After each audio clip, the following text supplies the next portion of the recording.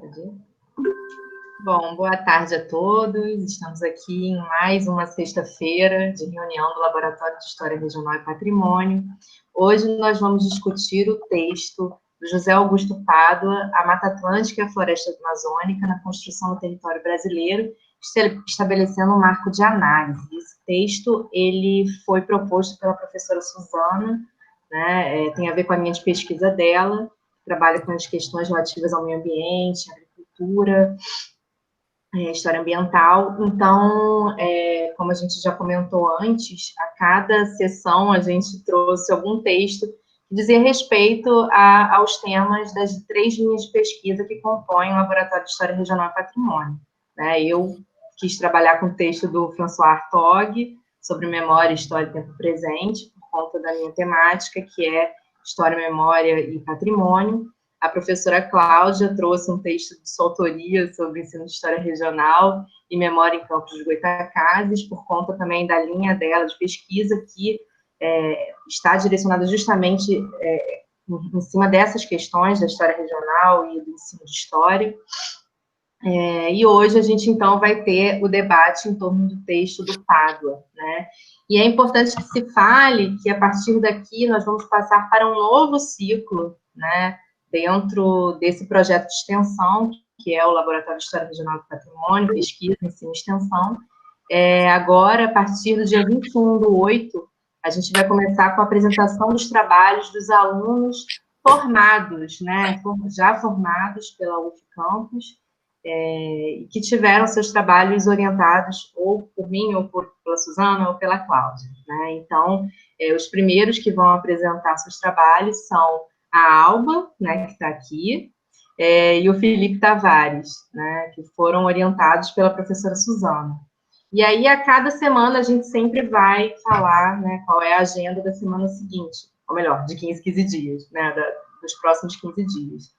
E isso eu acho muito importante que seja feito justamente para a gente dar visibilidade para o que está sendo produzido no laboratório através dos alunos, né, que, enfim, acabam sendo os nossos produtos mais diretos. Então, hoje a gente vai passar por essa discussão, eu vou pedir para a Suzana começar a falar, já que ela tem muita proximidade com o tema, obviamente, e pelo fato do autor ter sido orientador dela de doutorado, né, Suzana? Isso. Bom, então, bem-vindos todos. Então, o texto que eu selecionei, eu acho que ele conversa muito com a proposta do laboratório, da linha de pesquisa, especificamente, mas de todo o laboratório. Esse texto do professor José Augusto Pádua, por mais que ele tenha um título que fale muito pontualmente sobre 2 grandes florestas, que é a Mata Atlântica e a Floresta Amazônica, na verdade ele fala sobre território, sobre construção de um território, ou construção de territórios, e a gente está se propondo a trabalhar com isso. Outro ponto que é muito interessante desse texto do Pádua é que ele nos instiga a fazer algo que pode parecer óbvio, mas não é fácil, que é não partir de um território vazio. Nós começamos os nossos estudos, muitas vezes, como se fosse um mapa em branco, e a gente começa a colocar os nossos elementos de estudo como se nós fôssemos as primeiras pessoas a trabalharmos com aquele tema, com aquele lugar. E é interessante a gente perceber que mesmo que uma determinada região não tenha sido historicizada, não tenha sido objeto de estudo da história, ela existe, ela tem dinâmicas próprias, especialmente se nós pensarmos em populações indígenas, em quilombolas, existe vida antes de nós começarmos a estudar. Então, esse é um ponto importante do Pádua. E ele começa o texto analisando um livro que talvez tenha sido um dos precursores do que a gente chama de história ambiental no Brasil, que é esse livro aqui do Warren Dean, que se chama A Ferro e Fogo.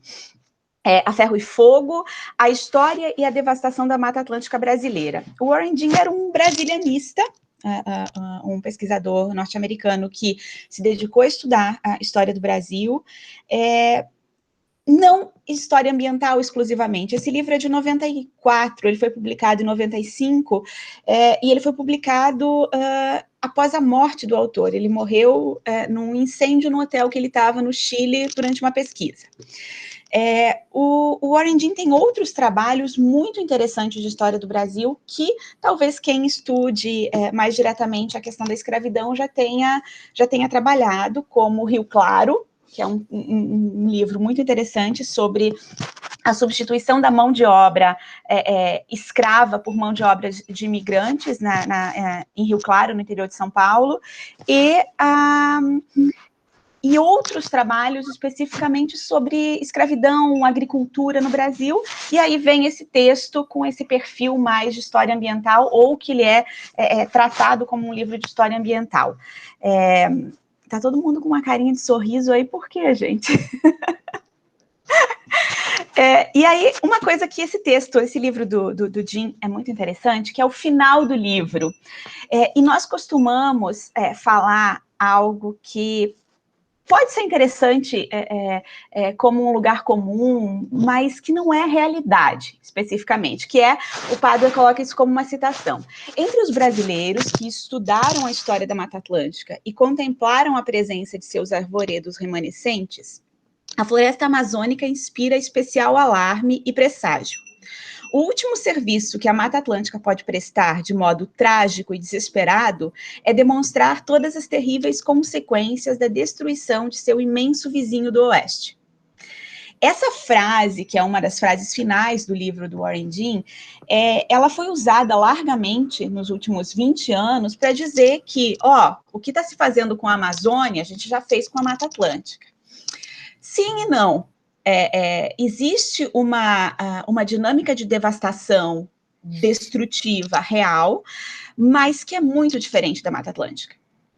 E ela é pior, porque, grosso modo, nós demoramos para destruir a Mata Atlântica em torno de 400 anos. Porque nós não tínhamos a técnica e a tecnologia que nós temos hoje para destruir a Amazônia. Nós estamos fazendo muito mais rápido com a Amazônia. Tanto que a maior parte da floresta litorânea brasileira, conhecida como Mata Atlântica, foi devastada no século XX. E não no século XVI, no século XVII, no século XVIII ou no século XIX.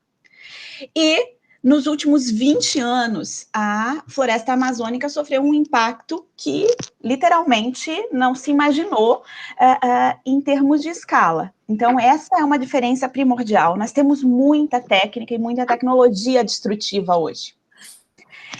Então, a questão da velocidade da destruição é muito importante. Outro ponto que é importante que o Padua destaca é que não são duas histórias separadas. A destruição da Mata Atlântica e a destruição da Amazônia. É um processo contínuo.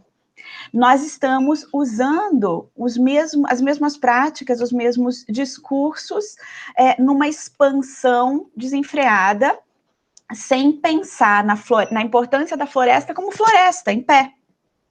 E nos últimos dias, ontem ou anteontem, a gente, quem acompanhou a imprensa, viu algo que também é recorrente, que é uma frase do ministro Paulo Guedes, que foi reforçada pelo vice-presidente, o Mourão, que é de uma tristeza e de uma pobreza assustadora, que é a crítica aos países que nos criticam. Vocês já destruíram as suas florestas, por que nos criticam? É quase que nós temos o direito de nos suicidarmos, de destruirmos as nossas coisas, nos deixem. É tão burro isso, que se essa experiência já é recorrente em outros continentes, e visivelmente ela é destrutiva, por que a gente vai repetir algo que a gente sabe que é ruim? Ponto. Outra questão, não dá para comparar a transformação ambiental ou a devastação das florestas na Inglaterra medieval com a destruição da floresta amazônica em pleno século XXI. São coisas completamente diferentes. E não precisa nem ter lido Thompson, Os Cercamentos Ingleses, Costumes em Comum, Senhores e Caçadores, para ter essa percepção. Então, é uma observação muito rasa que a gente tem de quem está gerindo esse território. E aí, para não me prolongar muito, o Pádua faz essa análise que é de construção do território mesmo. Que território é esse?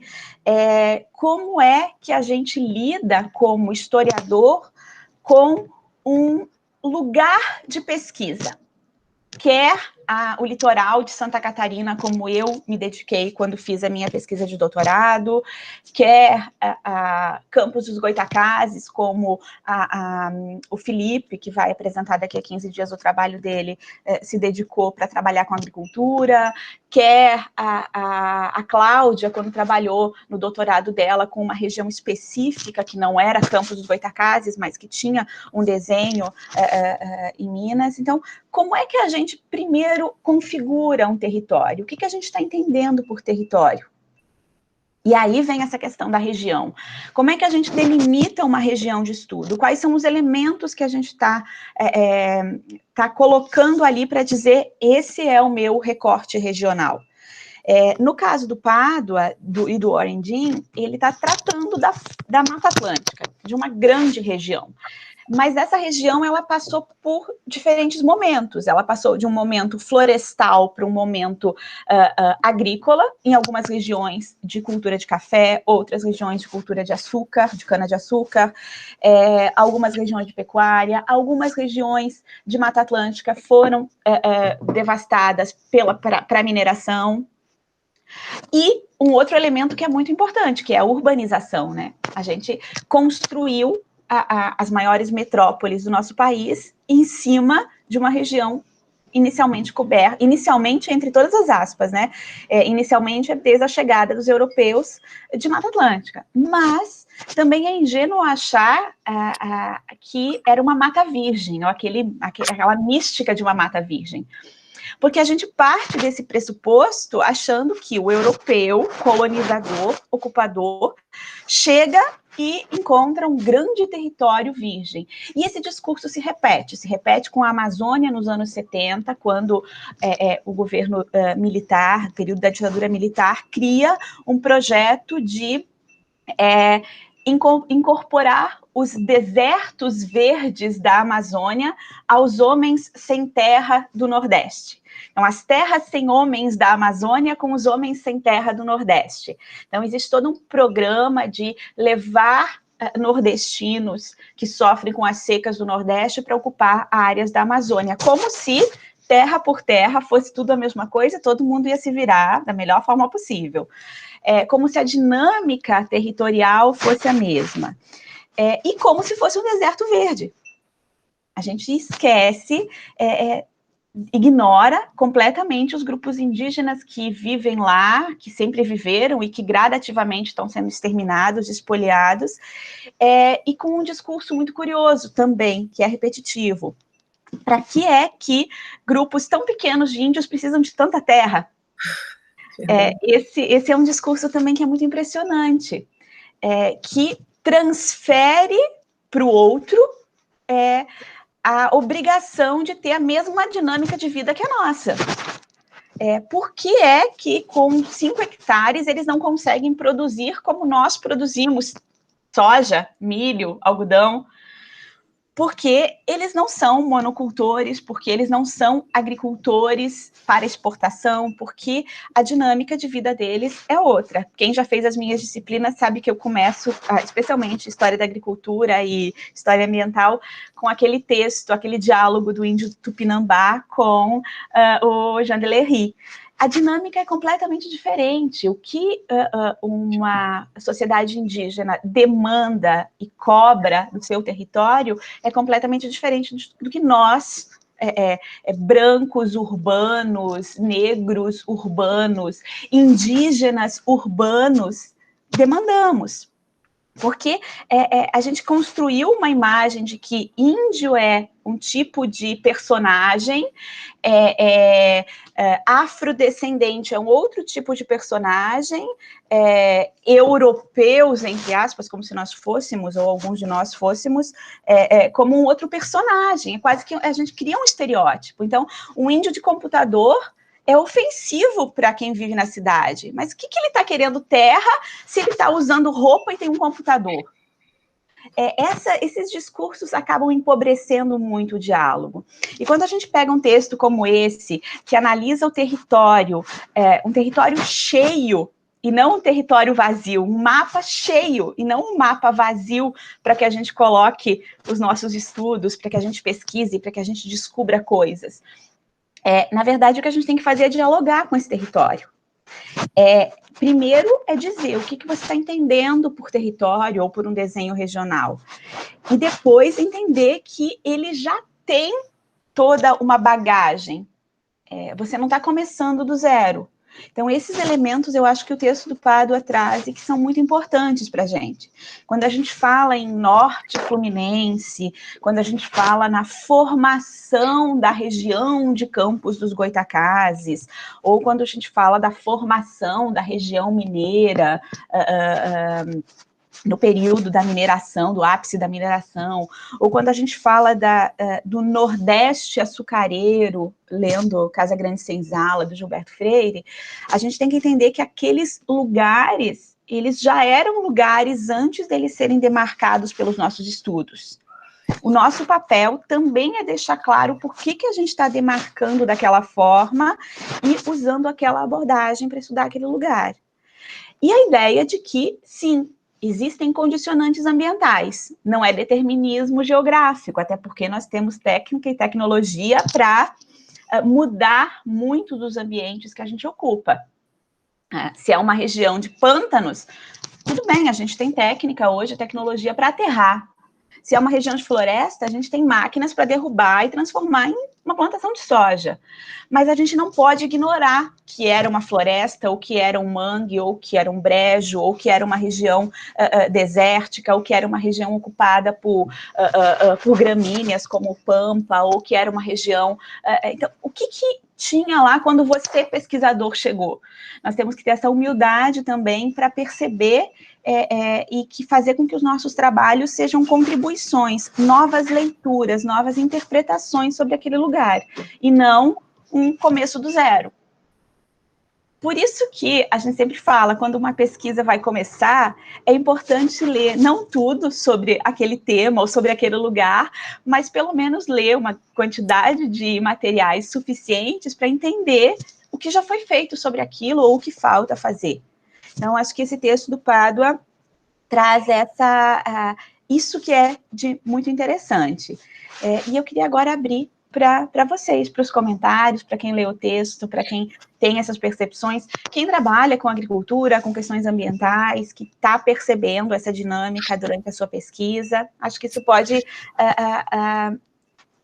enriquecer o diálogo. E aí, durante o nosso debate, eu vou pensar algumas coisas que eu tirei do texto, que eu marquei, que eu acho que podem contribuir. Ok? Quem quer começar? Eu quero fazer um comentário. O Pádua, ele abre um universo de possibilidades, né, dentro da história ambiental para a gente, ou da história da agricultura, enfim.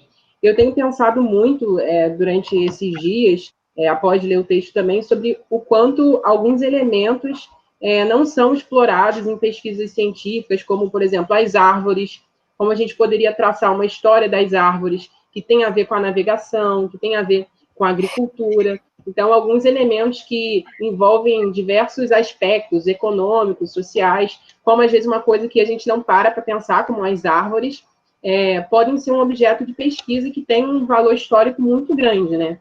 Assim como os rios também, né? Esses dias eu estava lendo um texto que fala sobre os soldados da borracha, né? E o transporte desses trabalhadores de Fortaleza até o Amazonas. Então, como que os rios têm um papel e tem uma dinâmica comercial muito própria, né? De em cada parada você ter um novo assentamento, você ter uma nova troca ali econômica, uma troca social. Então, acho que o Pado, ele dá um aporte para que a gente pense a história da agricultura ou história ambiental como uma coisa ampla, né? Ele abre a nossa mente que a gente pode explorar diversas coisas, diversos fatores sociais como uma linha, como um caminho a seguir, né? Sim, Felipe. Tem um texto, um livro, que eu encontrei ele, eu tenho a versão dele em italiano, não tem uma versão em português, tem em italiano e em inglês, que é de um historiador chamado Diego Moreno. O nome do livro é Arqueologia da Paisagem. Ele se propõe, e ele faz isso com paisagens italianas, século XVI, XVII, como você consegue fazer uma arqueologia da paisagem, e a gente tem algumas pesquisas no Brasil, especialmente do professor Rogério Oliveira, da PUC do Rio, sobre isso. Ele trabalha com o maciço da Tijuca, a floresta da Tijuca, e como é que se pode ver a região através da sua paisagem. Claro, tem um elemento que é o conhecer a mata, conhecer a cobertura vegetal original e o que ocupa hoje o espaço. E se nós andarmos hoje pela Floresta da Tijuca, a quantidade de jaca, de pés de jaca que tem lá, é impressionante. Jaca não é uma planta típica, ela é uma planta exótica e em vários lugares ela está se tornando uma planta invasora. A gente sabe, quem trabalhou com história da agricultura, que uma parte da região da Floresta da Tijuca era uma fazenda de café da família Toné, e hoje está recuperada em termos de mata. Então, fazer uma arqueologia da paisagem também é interessante para ver o que tinha, o que tem, o que mudou nesse lugar. Não deixa de ser história econômica, história social, é só tentar colocar esse elemento como um elemento importante do território, um território cheio, de novo, usando essa expressão do Pado, e não um território vazio.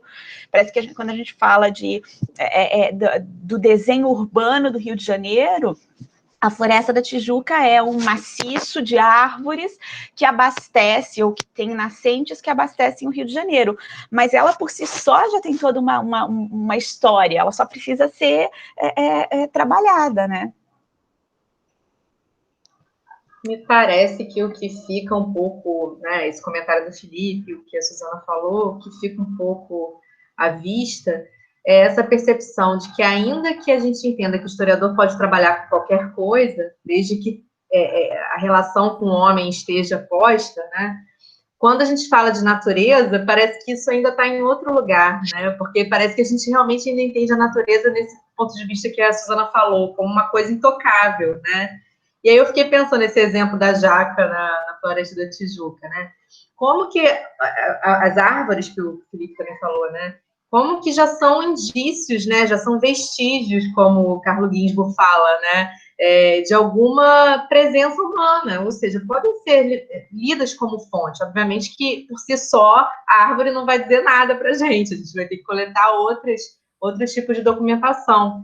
Mas como que isso já aponta para alguma outra coisa, para alguma ação humana no tempo, né? E é isso que o historiador faz, no final das contas, né? Então, eu acho que, assim, a questão da história ambiental e da agricultura, enfim, aponta para a gente essas outras possibilidades em que a gente ainda está muito preso nessa ótica enfim, daquilo que o ser humano faz de uma maneira muito mecânica. Eu acho que a gente deixa de lado esses outros aspectos, né? Eu gostei quando a Suzana falou, por exemplo, né, nessa percepção de que só quando o europeu chega aqui é que há alguma modificação na natureza, né? Como se também as pessoas que vivessem aqui não tivesse, de alguma forma, essa ligação com a natureza de também modificar e de se relacionar de uma outra forma, né, com essa natureza. Então, claro que o historiador ele pode estar aberto a trabalhar em torno disso, né? Eu acho que, enfim, são essas possibilidades realmente da gente repensar, né? Para mim, que trabalho com uma coisa completamente distinta, fica muito uma curiosidade, assim, nesse sentido. E só também para comentar uma coisa que a Suzana falou, eu fico pensando como que o historiador ambiental ele tem que estar o tempo todo ligado nas questões do presente, né? Ele é isso, por mais que você faça um recorte temporal e analise um passado longínquo, enfim, né? O tempo todo na sua fala, os exemplos que você dá tem a ver com coisas que estão acontecendo hoje, né? E isso é muito interessante, como que qualquer historiador também parte do seu próprio tempo, mas eu acho que o historiador ambiental ele tem que estar sempre captando essas outras questões para justamente conseguir elaborar uma reflexão mais profunda, né? E até captar o interesse de outras pessoas que não são dessa área. Não sei. Eu acho que também, Isadora, tem muito do que a história ambiental... não dá para fazer história ambiental de curta duração. Não é um evento. Não dá para trabalhar com um evento. Então, a longa duração, e aí se nós pensarmos no Mediterrâneo, no mundo mediterrâneo, na época de Filipe II, acho que esse livro é muito emblemático do quanto uma história de longuíssima duração te dá um panorama mais amplo de ações e reações, de consequências. Porque se nós não considerarmos isso, e aí eu estou pensando em história econômica, pura e simplesmente... se nós não pensarmos a variável ambiental, o território, a terra como substrato, você está acreditando que em qualquer lugar pode se fazer qualquer coisa, e não necessariamente. Essa lógica, ela prevaleceu durante muito tempo, ainda prevalece em vários lugares, mas se nós pensarmos assim, a gente vai estar reproduzindo, de novo, aquilo que eu falei antes, o discurso do governo do período militar, especialmente do período Médici, de 70, 74, 69, 74, de ocupação da Amazônia com agricultores, nordestinos e sulistas, transformar uma certa região da Amazônia em lotes agrícolas, que foi aquele projeto da abertura da Transamazônica, que era para ficar pronta em 4 anos, e já passaram mais de 40 e ela ainda não terminou, e de construir vilas agrícolas. Era um projeto agrícola de criar agrovilas, agrópolis e rurópolis, muito rural, né, muito agro, no meio da floresta amazônica, sem considerar, e de novo, aquela lógica, poxa, se aquele solo tem nutrientes para gerar árvores tão frondosas, certamente vai ser maravilhoso para plantar trigo, milho, feijão. Não necessariamente. Porque você tem que levar em conta o ciclo das águas, da chuva. Tem regiões que ficam submersas durante 6 meses do ano. Como é que você vai fazer isso? Como é que você vai escoar a produção? Então, o lugar, ele tem uma importância muito grande para o que você vai fazer. Como você vai tratar aquele lugar vai ser diferente, por exemplo, de uma agricultura na região nordestina, cujo bioma, caatinga, tem uma dinâmica diferente. Então, considerar o lugar que a gente está estudando a priori é importante para entender as dinâmicas da sociedade que está se formando ali. Dinâmicas econômicas, dinâmicas sociais, cultura. Não dá simplesmente para falar de história econômica sem levar em conta esse condicionante ambiental. Eu acho que é isso que a história ambiental traz para a gente repensar a história da agricultura, repensar. E durante muito tempo a gente fez isso no Brasil como história agrária, com esse nome história agrária, que é a história da ocupação dos territórios. E a gente tem grandes historiadores que trabalharam com história agrária, que trabalham ainda, a Márcia Mota, o Francisco Carlos Teixeira da Silva, no começo da carreira dele, que vinculava mais uma história da agricultura com a Marieda Linhares, só que muitas vezes esses pesquisadores, e talvez isso seja muito em função do tempo, essa história agrária formulada, construída nos anos 80, ela surgiu num momento da história do Brasil que não se trabalhava com essa questão ambiental, que realmente é uma abordagem mais recente. Então, hoje a gente pode rever muitos desses trabalhos e pensar que muitas das soluções encontradas, muitos dos caminhos seguidos, se deviam à questão ambiental que não foi analisada nesses trabalhos. Suzana, peraí. Fala, Bruna. Pelo meu computador não funciona áudio, muito complicado minha vida.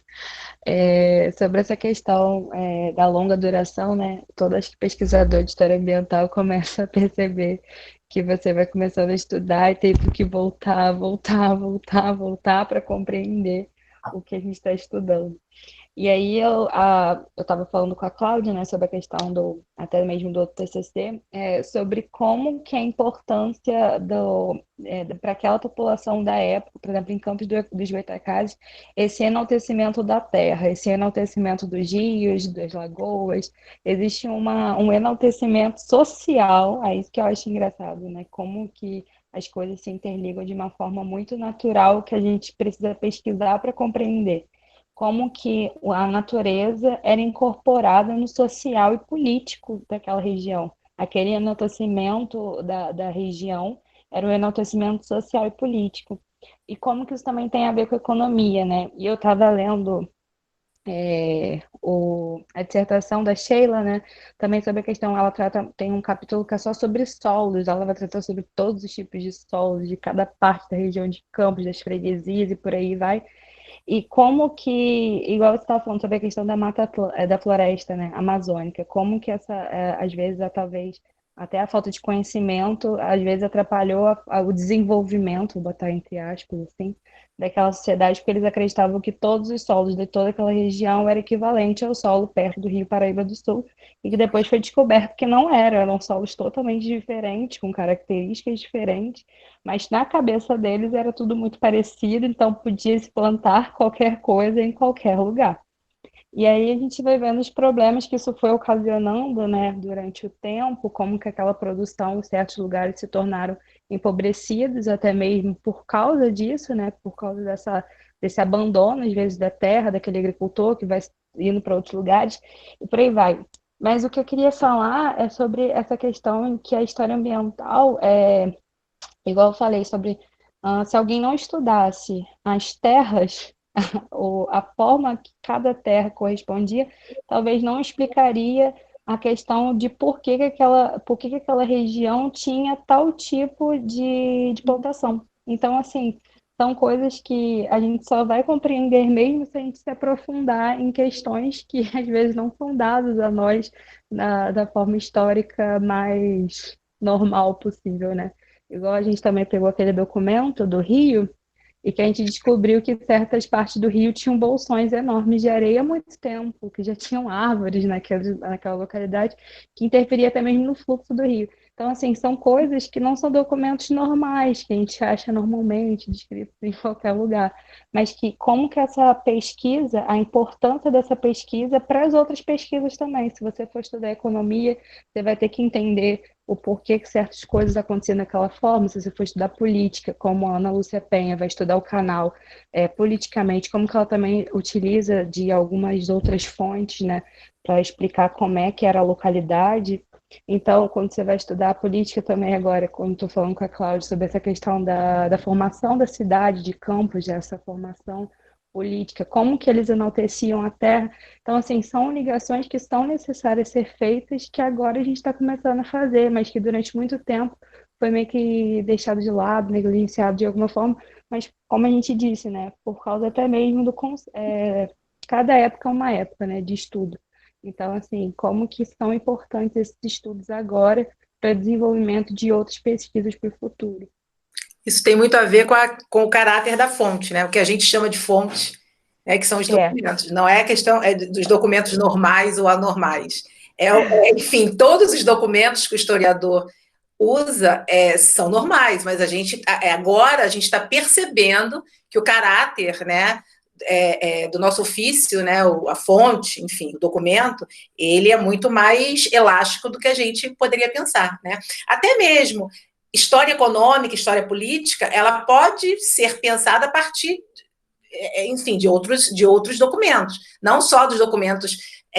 Eu até estava lendo sobre isso aqui ainda há pouco. A questão dos documentos político-administrativos, dos documentos dados, né, como oficiais, é um problema, porque se você for considerar só o documento oficial, ainda mais no nosso campo de estudo, eu estava conversando esses dias com o Iago, a gente conversa muito sobre isso, essa questão das indefinições jurisdicionais e como isso é um problema se a gente for considerar só a questão oficial, né? Então, assim, todas as fontes, documentos, como queiramos, são normais, mas, enfim, hoje a gente está aprendendo que não se faz só história econômica com dados, com pizza, com né, pizza, que eu digo aqueles dados, enfim, a gente também faz história econômica, quem faz história econômica a partir de fontes ambientais, de fontes não humanas, enfim, eu não sei como chama, enfim, mas não é só aquela produzida pelo homem.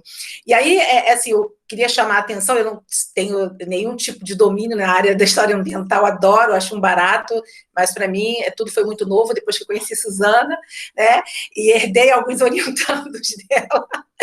E aí eu queria chamar a atenção para o caráter mesmo dos conceitos, né, conceito de território, conceito de região, de como a gente entende, e eu acho que assim, sem me aprofundar muito, porque eu não tenho autoridade para isso, mas como que esses conceitos são importantes para os historiadores ambientais, né? Como pensar o território a partir da demarcação dada, né, da demarcação política, e daí o historiador conceber a região que ele quer, enfim, né, demarcar através de suas pesquisas, considerando, sim, as características pré-existentes, né, o que foi alocado ali pela divisão política mesmo, né, pela questão mesmo político-administrativa, e também se utilizar, né, desse território cheio, né, como o Pádua diz, para poder repensar, né, as suas discussões teórico-metodológicas, né? Eu acho que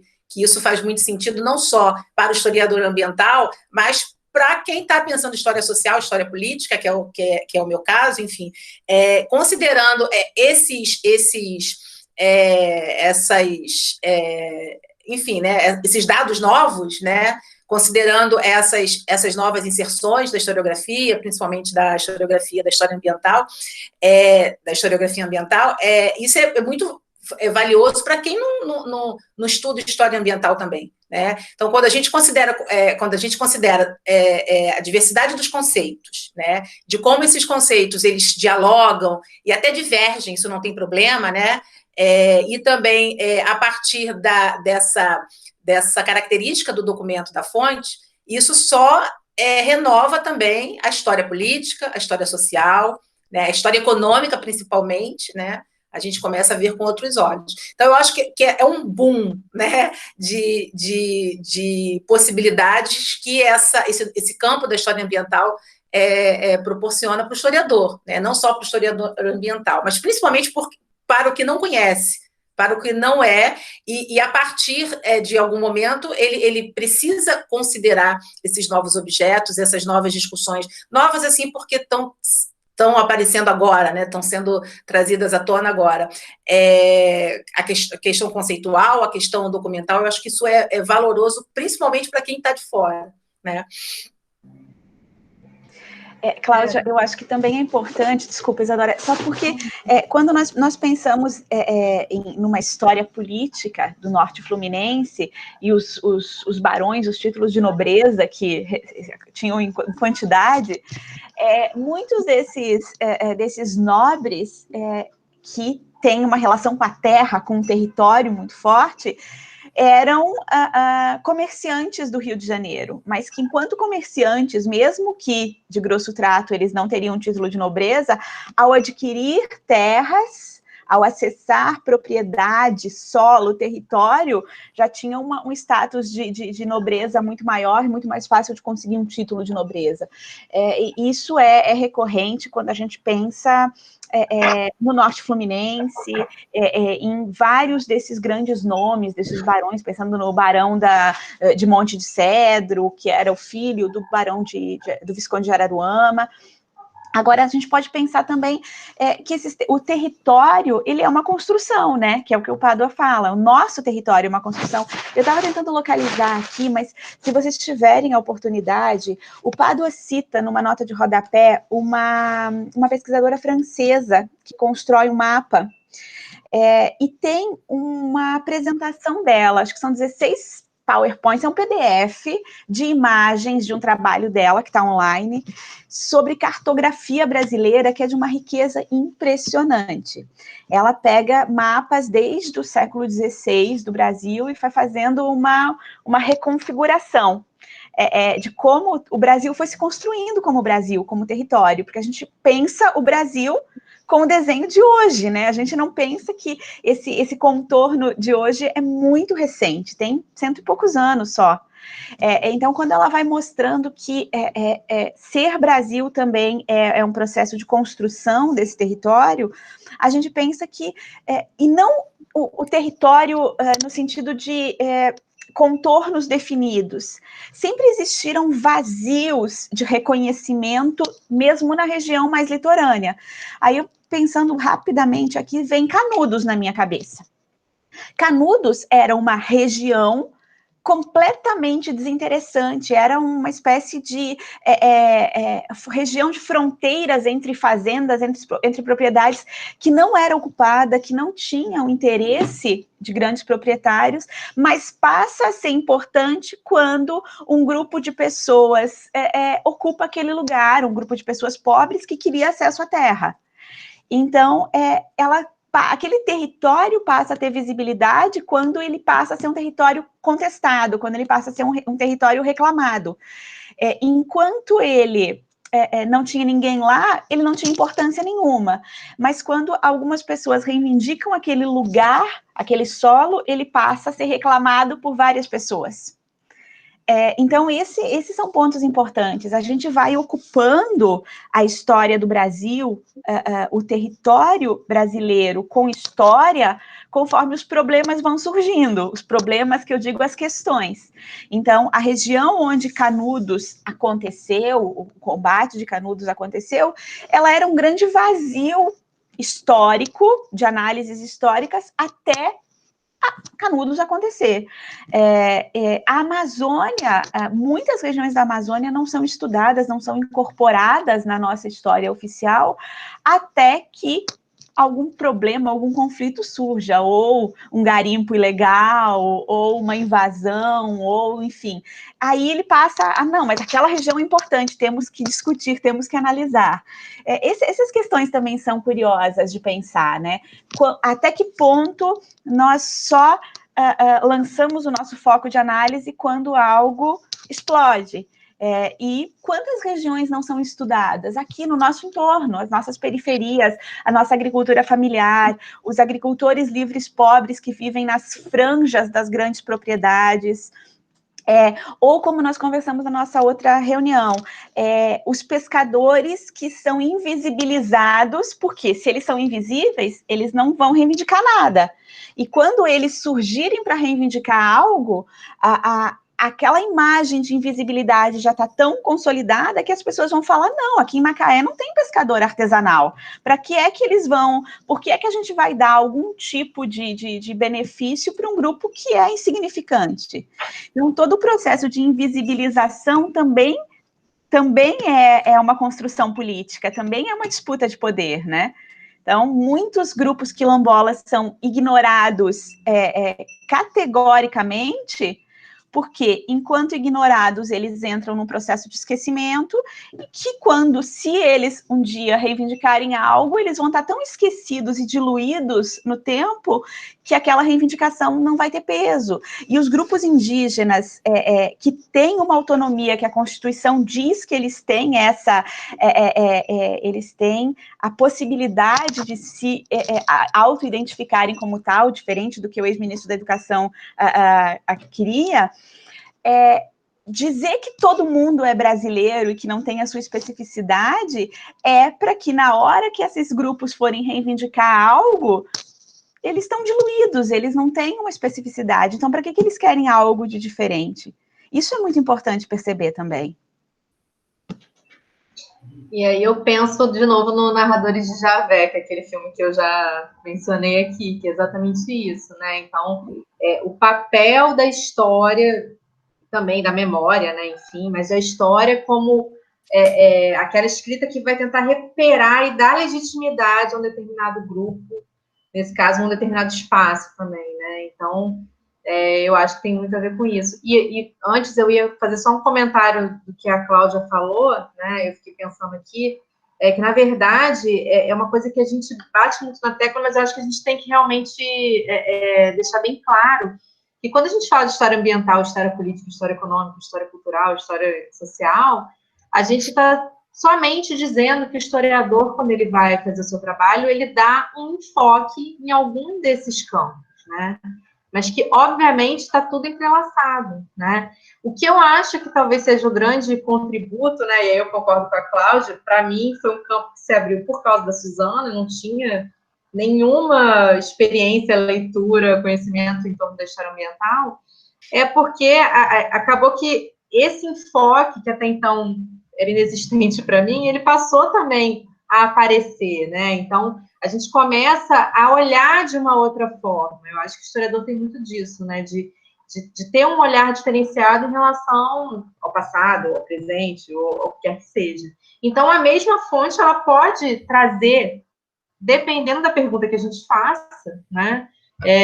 Respostas diferentes. Então, a pessoa que tem um enfoque em história ambiental, mas ela pode trabalhar com imprensa, por exemplo, né? Ela não vai estar fazendo a mesma história que alguém que está tendo um enfoque em uma outra questão, ainda que tudo isso, de alguma maneira, apareça, né, e dialogue, porque a nossa vida está toda, né, entrosada, nós não somos essas caixinhas em que a gente coloca a historiografia, né, a história da historiografia, elas servem, na verdade, para a gente conseguir fazer o nosso trabalho, né, ter um recorte, levar à frente, né, as questões que a gente se propõe a responder. Mas tudo está interligado. Eu acho que isso é importante da gente dizer, né? A Bruna falou lá das fontes normais, enfim. Eu achei curioso, porque o que você está querendo dizer são essas fontes mais tradicionais, né? Que a gente está acostumado a ter contato.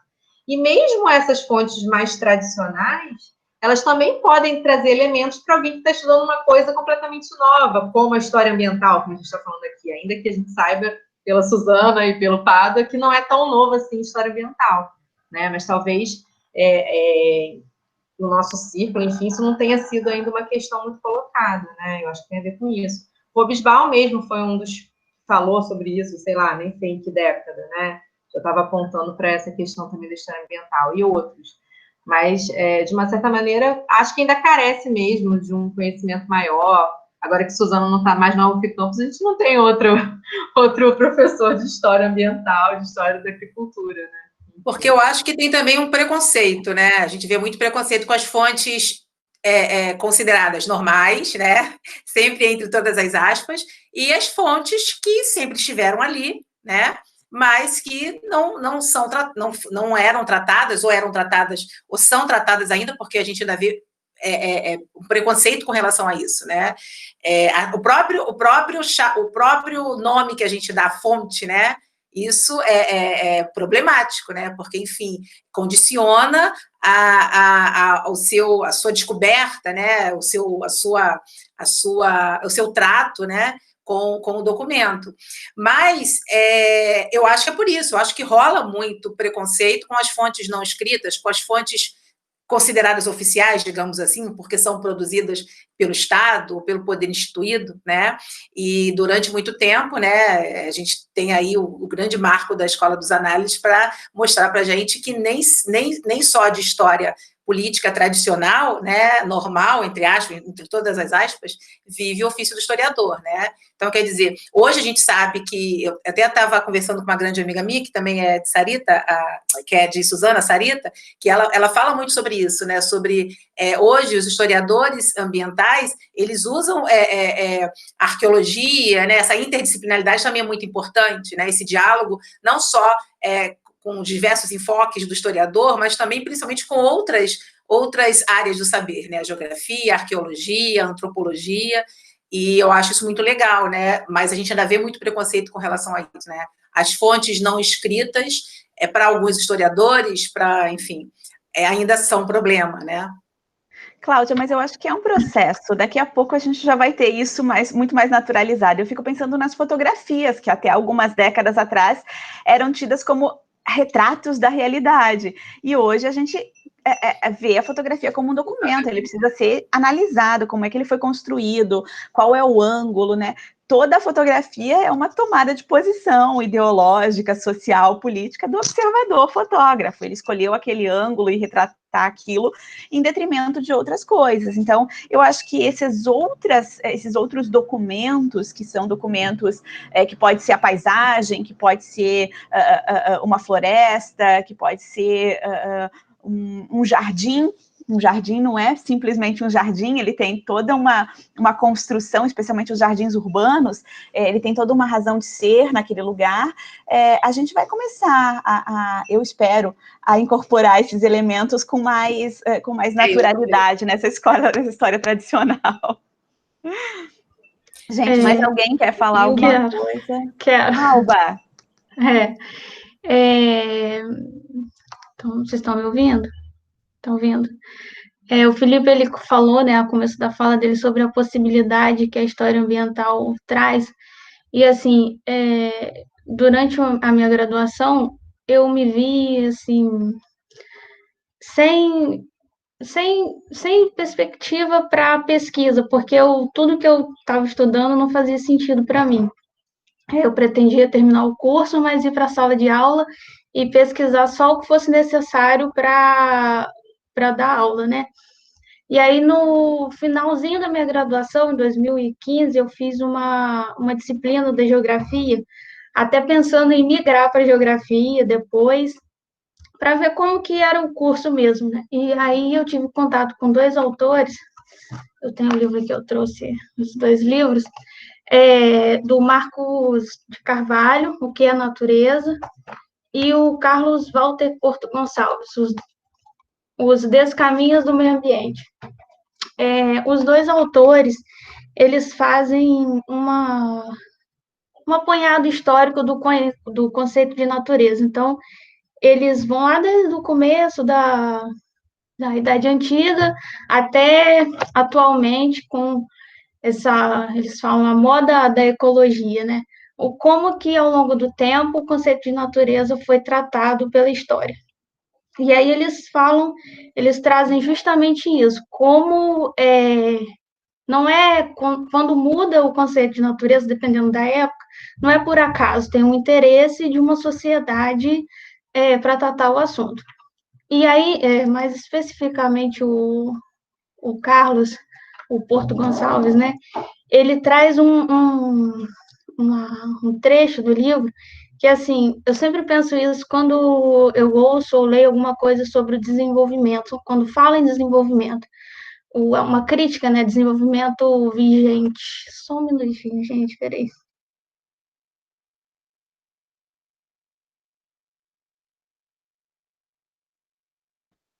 A Alba sumiu. Voltou, não, desculpa, voltou.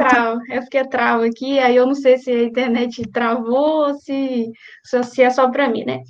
E aí esse autor, ele fala assim, o seguinte, quando a gente pensar em desenvolvimento, quando a gente for criticar esse desenvolvimento vigente, é interessante também a gente pensar a palavra desenvolvimento, porque ela pode significar que quando uma região vai ser desenvolvida, ela pode significar a retirada do envolvimento de quem é daquela região. Então, vocês falaram sobre os pescadores em Macaé, pode ser como exemplo, você desenvolve, então você tira o envolvimento dessa população da região, para aí você fazer um progresso, daí você fazer um desenvolvimento econômico. Então, isso fica muito mais fácil quando você desenvolve aquela população. Então, a partir desses 2 autores, eu pensei assim, bom, dá para continuar na história nessa perspectiva, né? Só que assim, eu já estava terminando o curso, faltava só defender mesmo o TCC, e aí fiquei distante de continuar a pesquisa. Aí, em 2018, eu voltei para a UF por causa da Suzana, porque ela chegou, então ela oferecia a disciplina História da Agricultura e História Regional, eu voltei, e aí, como o Felipe falou, eu conheci essa possibilidade de continuar na história por causa da história ambiental, porque aí, nesse viés, faz sentido, assim, para mim, né? Oh, que responsabilidade, que medo. Mas Não, acho que foi uma salvação, assim, porque eu iria sair da área, assim, se eu quisesse continuar com pesquisa, eu ia para geografia. Não, Porque... mas eu acho que essa nova possibilidade para você, mas a gente pode pensar o historiador, sim, com outras possibilidades. Se nós pensarmos hoje, ensino de história mesmo, vocês que vão para a sala de aula do ensino básico, pensar no lugar aonde a gente está, na cidade, ou uma escola rural, como também um lugar para aprendizado. Se nós pensarmos, como o exemplo que eu dei dos jardins, dos parques, dos passeios, como um lugar para trabalhar com educação ambiental e também com história. As cidades são construídas com um determinado desenho. Então, se nós pensarmos em Campos, onde fica a UF, existem parques, existem praças, existe um desenho urbano que ele tem uma razão de ser, ele tem uma história. A gente historicizar esses lugares faz também com que as crianças, os adolescentes, se percebam muito mais na cidade onde eles vivem, percebam que eles também são personagens, porque muitas vezes a história, o livro didático está falando de lugares e de tempos tão distantes da realidade de cada um, que pode ser desestimulante. Para quem está na sala de aula do ensino básico, muitas vezes se depara com isso. Para que eu vou estudar isso se não tem nada a ver comigo? Mas a cidade onde você vive tem uma história. Ou se você é um estudante de uma escola rural, aquele lugar é importante, faz parte dessa história também. E eu acho que isso é uma coisa que a história ambiental, a história da agricultura trazem, que deveria ser mais explorado pelos professores, especialmente do ensino fundamental, da educação básica. Na universidade, a gente direciona os nossos estudos. Se você está se formando como professor de história, é óbvio que você vai estudar a história antiga, você vai estudar a história medieval, mesmo que não faça parte do seu universo temporal atual. Mas na educação básica, eu acho que é muito importante o professor de história conseguir colocar o seu estudante dentro da história, como um personagem dessa história também. E o lugar onde ele vive, não importa se é em Cambuci, se é em Campos, se é no Rio de Janeiro, também é um lugar onde acontece história, faz parte da história, faz parte da história do Brasil. E esses elementos são muito importantes, por isso que não dá para ficar só no livro didático, só no desenho, na configuração do livro didático. A importância de agregar outros elementos está também diretamente atrelado à permanência desses estudantes na sala de aula. E uma coisa que eu acho interessante é que, por exemplo, o canal, né, foi construído no século XIX, mas ele perdura até hoje.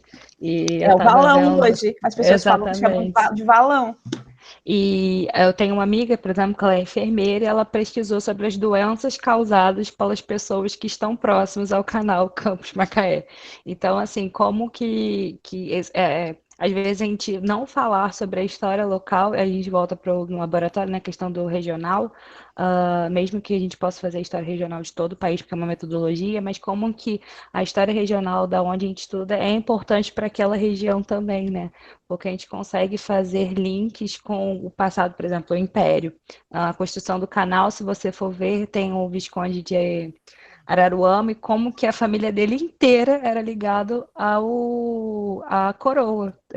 Uma filha casou com o filho do Eusébio de Queiroz, outro filho casou com o Visconde de não sei de quê, não sei o quê. Então você vai vendo que como que o entrelaçado essa história e como que a gente pode fazer de vez de uma aula sobre império, ser exatamente só sobre a política do império, mas como que o império atuava na região, como é que a política imperial atuava na região.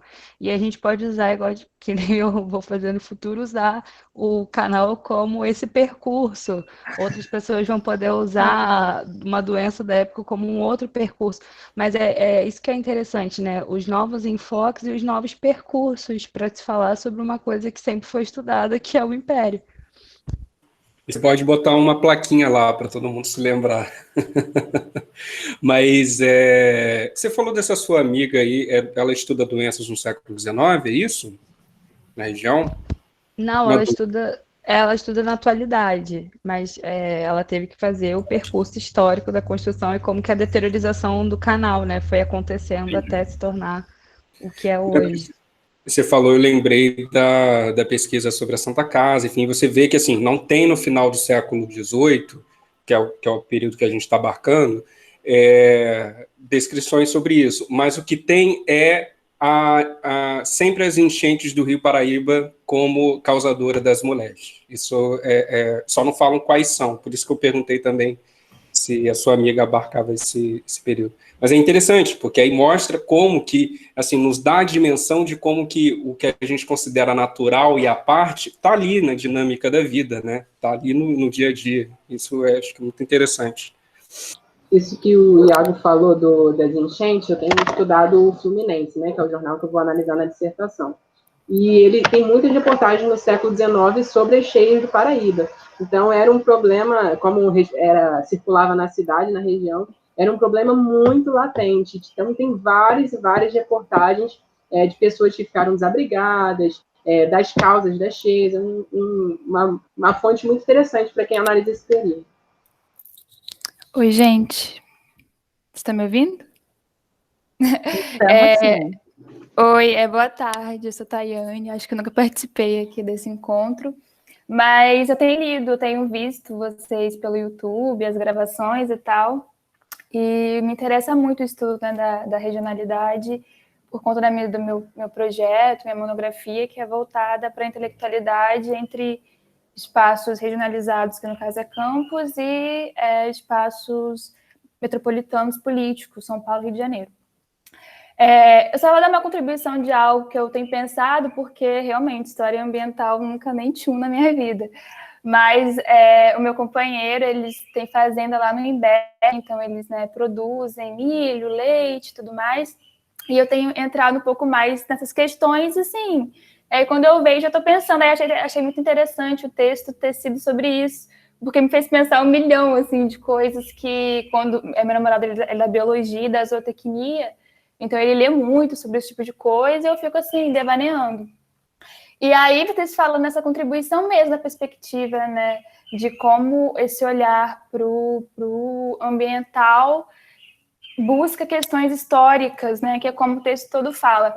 E eu lembro que a gente indo lá para o Imbé, aí antes de chegar ali em Tapera, em frente ao Shopping Estrada, tem uma área ali que é um campo muito estranho, é uma vegetação assim. Aí eu perguntei para o meu cunhado, porque assim, eles são todos formados na área realmente de agronomia, então eles entendem muito disso. Eu falei assim, isso aqui é um cerrado, uma caatinga?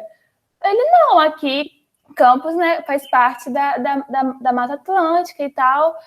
Eu falei, gente, porque é muito estranho, uma espécie tudo seco, tem umas árvores, assim, bem secas e monumentais, e uns negócios, assim. Aí ele falou para mim uma coisa que, mesmo eu sendo da área da história, estudo a história de Campos, nem tinha na minha cabeça, que é como a produção, né, intensiva da cana-de-açúcar transformou esses solos em microambientes. Eu até falei assim, quando ele falou, aqui compõe, né, o bioma da Mata Atlântica. Eu pensei, mas será que não é um microbioma, né, um espaço muito pequeno? Ele, não, a gente tem micro ambientes mesmo, mas que é pela produção humana em cima daquela terra, não é naturalmente, né? Enfim, tem várias questões que eu penso, por exemplo, porque eles conversam muito sobre isso, e aí eu, lendo esse texto, várias coisas na minha cabeça. Por exemplo, lá eles começaram a plantar milho agora, né? Deixaram o leite de lado, e ninguém planta milho aqui em Campos, assim. Lá na região do Imbé, não se usa um solo muito para isso, só para coisas muito pequenas. E eles estão fazendo, né, num nível maior. E aí você vê nitidamente, até quando você está lá no dia a dia, você vê o sol, você vê a chuva, é um microambiente muito doido. Então você não consegue, por exemplo, pensar lá só o espaço da casa lá da fazenda. Você não consegue comparar aquilo com o que está acontecendo aqui em Campos, nem até com o resto do próprio Imbé, porque os microclimas, né, que ele fala, são muito intensos, são muito assim delimitados por conta dos morros, enfim. Era só essa contribuição. E o Imbé já é um pé de serra, né, Tayane? Ele já é o final da grande planície norte fluminense, e já eles chamavam isso no século XIX de pé de serra. Já é uma área de transição mais úmida, tinham árvores mais frondosas, diferente da cobertura florestal original da planície, que por ser muito arenosa, tinha árvores de menor porte. As grandes árvores de Campos, elas eram nessa região de pé de serra, do Morro do Coco, do Imbé. Então, realmente, mas a dinâmica, nós temos um papel muito grande no atual desenho, na atual paisagem. Paisagem é algo totalmente construído, né? E paisagem não é só uma paisagem natural, bonita, bucólica. A cidade é uma paisagem. A gente vai construindo essas diferentes paisagens conforme a gente vai mexendo com essa terra, né? Então, é um elemento importante para trazer para a história. Eu particularmente acho que olhar para o lugar onde a gente está como professor e levar isso para a sala de aula é uma forma de cativar os alunos para a história também, para a sua história. Pode ser algo agregador, para não deixar a história como algo tão distante do cotidiano desses jovens. Eu não sei se você sabe, Suzana, mas o norte e o noroeste, eu não sei se foi transformado, se vai ser ou se já foi considerado semiárido. Você sabe alguma coisa sobre isso? Não. Agora ela falou, eu lembrei. Eu li alguma coisa na época do TCC. Aí eu não sei se vai ser considerado ou se já é. Difícil, Alba. Existem alguns processos. Não, já tem na época do TCC tinha alguma coisa já acontecendo formalmente, assim. Eu li alguma coisa, agora eu não sei se já virou ou se ainda é um processo, que aí tem a ver com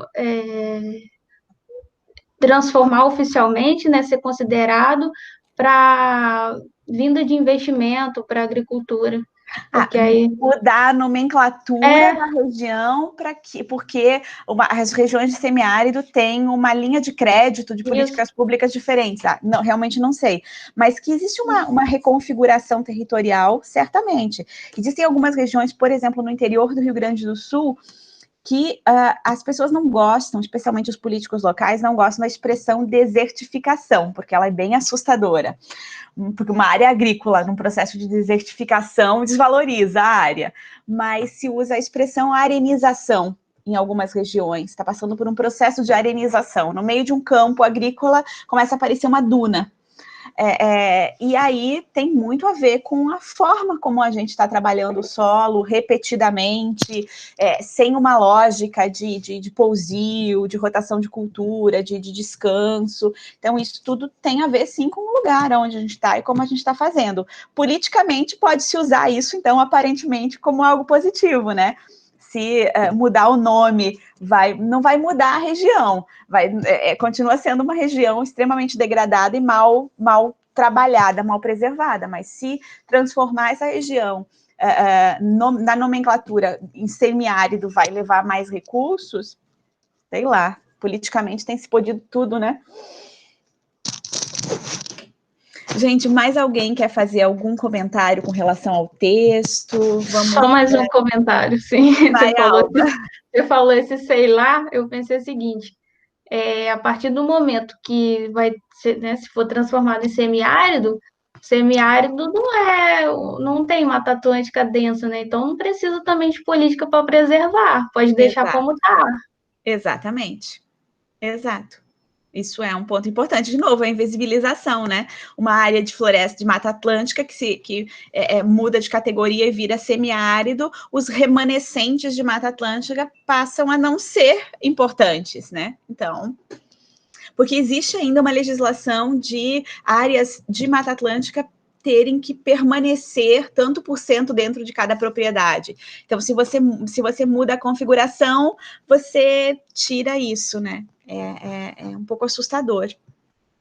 Como isso pode ser manipulado no papel para enfim. Gente, eu acho que era isso. A gente está aqui 1h20. O texto, eu acho ele muito interessante. Ele é um texto que foi publicado na Revista de História Regional da Universidade Estadual de Ponta Grossa. A ideia do Pádua é de mostrar essa continuidade no modelo de exploração, que não é exploramos, devastamos a Mata Atlântica de um jeito, demos um tempo e agora chegamos na Amazônia. Não, nós estamos seguindo o mesmo processo, só que com mais técnica, mais tecnologia, então é mais rápido, e as preocupações devem ser também maiores, eu acho, com relação a isso. O texto também traz essa questão do território como uma construção. E aí eu, de novo, sugiro os mapas daquela pesquisadora francesa, que são muito interessantes para quem quiser dar uma olhadinha. Depois eu até posso disponibilizar no grupo o link desse PDF com os mapas que ela faz, a construção dos mapas do Brasil. Abre caminho para várias possibilidades de pesquisa. Isso também é algo interessante. É um texto escolhido por mim para representar a linha de pesquisa, e agora acho que a gente vai para a próxima etapa. Então, na próxima quinzena, né, daqui a 15 dias, no dia 21, a gente muda a dinâmica, como a Isadora falou no início da reunião. Ao invés de um texto para debate, 2 membros do LAIRP vão falar sobre as suas pesquisas, já realizadas no TCC, ou estão em curso num projeto de mestrado, no mestrado, e aí a Alba e o Felipe foram os convidados e aceitaram para fazer a nossa primeira apresentação. A dinâmica vai ser de 15 minutos de fala para cada um, aproximadamente, e para ajudar aos demais a acompanharem, a Alba e o Felipe vão disponibilizar um resumo expandido dos seus trabalhos, para que a gente conheça um pouquinho de o que eles estão fazendo, fizeram, assim, um recorte, para que a gente possa fazer perguntas também, os caminhos que eles percorreram, os caminhos teóricos, os caminhos metodológicos, para que a gente consiga contribuir, dar palpites, né? Sempre é bom dar palpite no trabalho do outro. Você pode fazer isso, você pode usar outro autor, e também conhecer o que eles já fizeram como trabalho de conclusão de curso, que é importante para nós vermos que o laboratório está produzindo. Muitos desses trabalhos podem virar artigos, e eu acho que mostra a consolidação da nossa proposta de um laboratório de história regional e patrimônio, já com resultados, e não resultados únicos. São múltiplos resultados. A gente tem trabalhos nas 3 linhas de pesquisa, trabalhos que vão, depois nas próximas reuniões a gente vai pegar trabalhos sobre ensino de história regional, e vamos tentar ver o quanto a gente pode alargar as nossas pesquisas, quantos tipos de pesquisa, de abordagem a gente pode abraçar dentro do laboratório. É isso, gente. Muito obrigada, gente, pela participação, pelo interesse, né? A gente ficou muito feliz, realmente. E aí a gente vai disponibilizar também esse vídeo lá no canal do Laboratório de História Regional e Patrimônio, né, a cada 15 dias, e nos outros 15 dias tenho a minha série lá de Quem Tem Medo de Teoria também, e eu indico fortemente que vocês assistam, palpitem, né? A gente está aqui fazendo esse trabalho justamente para poder contribuir de alguma forma, né, nesse período aí de quarentena eterna que a gente está vivendo. Exato, gente. Boa tarde, obrigada por todos aqui novamente, e nos encontramos de novo, então, daqui a 15 dias. Ok? Show. Bruna, você